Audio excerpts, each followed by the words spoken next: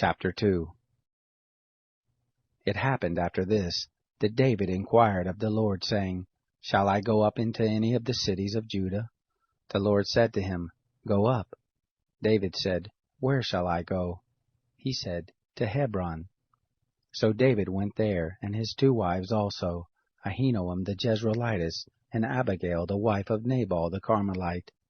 His men who were with him David brought also, every man with his household, and they lived in the cities of Hebron. The men of Judah came, and there they anointed David king over the house of Judah. They told David, saying, The men of Jabesh Gilead were those who buried Saul. David sent messengers to the men of Jabesh Gilead, and said to them, Blessed are you of the Lord, that you have shown this kindness to your Lord, even to Saul, and have buried him. Now the Lord show loving kindness and truth to you, and I also will return this kindness to you, because you have done this thing.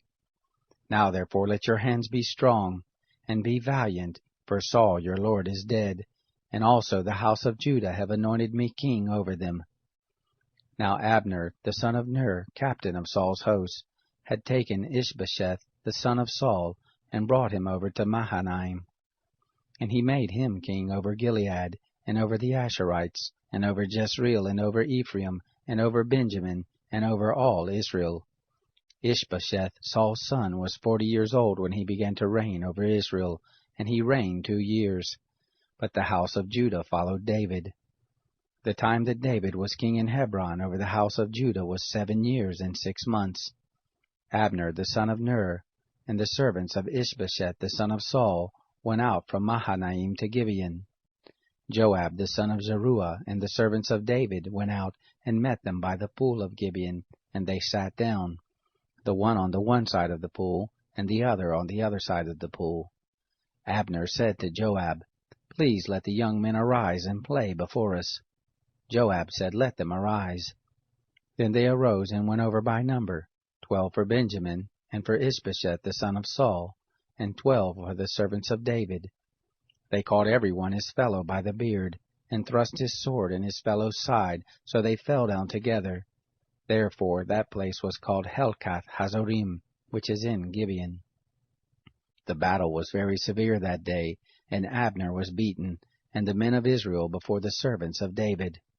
The 3 sons of Zeruiah were there, Joab, and Abishai, and Asahel. Asahel was light of foot as a wild gazelle. Asahel pursued after Abner, and in going he didn't turn to the right hand nor to the left from following Abner. Then Abner looked behind him and said, Is it you, Asahel? He answered, It is I. Abner said to him, Turn aside to your right hand or to your left, and lay hold on one of the young men and take his armor. But Asahel would not turn aside from following him. Abner again said to Asahel, Turn aside from following me. Why should I strike you to the ground? How then should I hold up my face to Joab your brother? However, he refused to turn aside. Therefore Abner, with the back end of the spear, struck him in the body, so that the spear came out behind him, and he fell down there and died in the same place. And it happened that as many as came to the place where Asahel fell down and died stood still. But Joab and Abishai pursued after Abner, and the sun went down when they were come to the hill of Ammah, that lies before Giah by the way of the wilderness of Gibeon.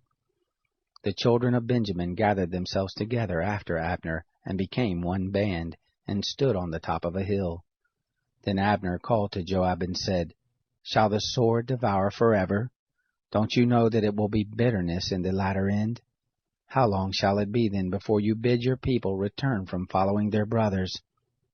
Joab said, As God lives, if you had not spoken, surely then in the morning the people had gone away, nor followed every one his brother. So Joab blew the trumpet, and all the people stood still, and pursued after Israel no more, neither fought they any more. Abner and his men went all that night through the Arabah, and they passed over the Jordan, and went through all Bithron, and came to Mahanaim. Joab returned from following Abner, and when he had gathered all the people together, there lacked of David's servants 19 men, and Asahel. But the servants of David had struck of Benjamin and of Abner's men, so that 360 men died. They took up Asahel, and buried him in the tomb of his father, which was in Bethlehem.